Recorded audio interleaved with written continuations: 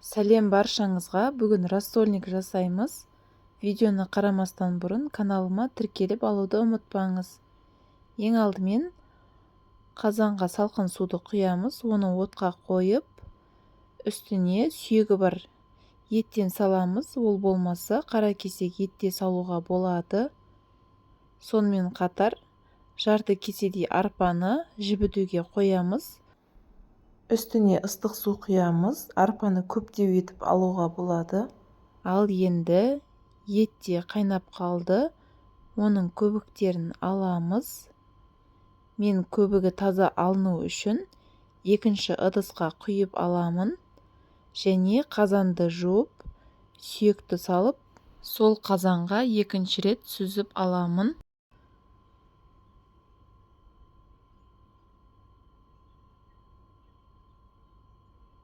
Енді бізде арпа осылай ісінген, оны қайнап тұрған етімізге саламыз.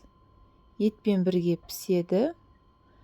бір жарым сағаттай осылай қайнатуға қоямыз. Ал енді көкөністерді дайындаймыз. Осыларды қуыратын боламыз. Ең алдымен пиязды алып, өте ұсақ етіп турап аламыз.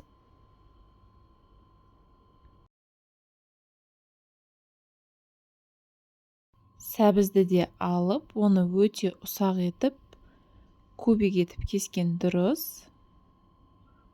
Осылай өте әдемі көрінеді және тез піседі. Картопты да төрт бұрышты етіп кесіп аламыз.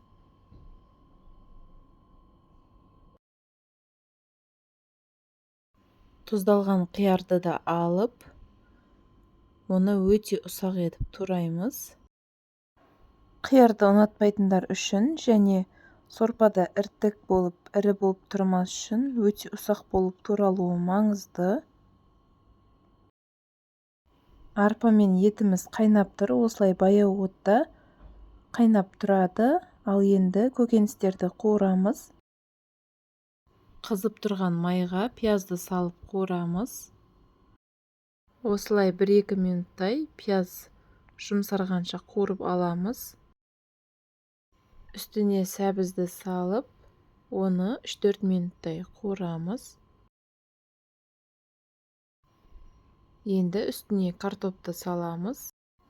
Оны да 2-3 минуттай қуырып, үстіне тұздалған қиярды саламыз. Барлығын жақсылап араластырып, енді тұзын саламыз.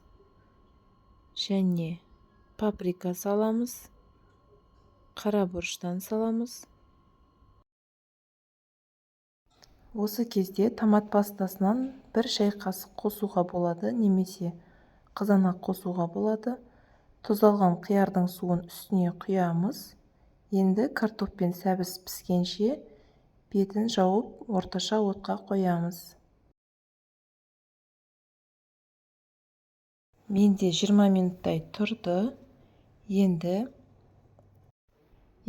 пісіп тұрған етімізді аламыз. Оны сүйегінен ажыратып, осылай ұсақтап турап аламыз. Етімізді сорпаға қоспай, осылай бір шетке қоя тұрамыз.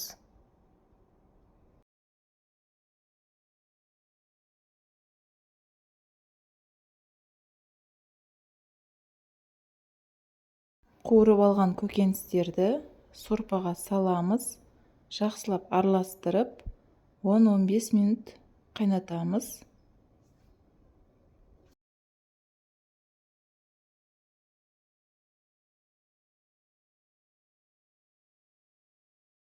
Енді қайнаған соң етімізді салып, тағы 5 минуттай қайнатамыз.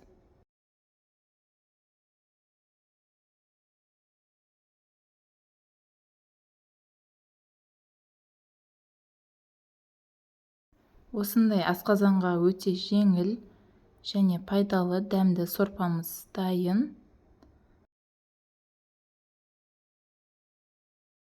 Осы рецептпен жасап көріңіздер. Видео ұнаса лайк басып, комментарий қалдыра кетіңіздер. Және сізге пайдалы болса, парақшама жазылып алыңыздар.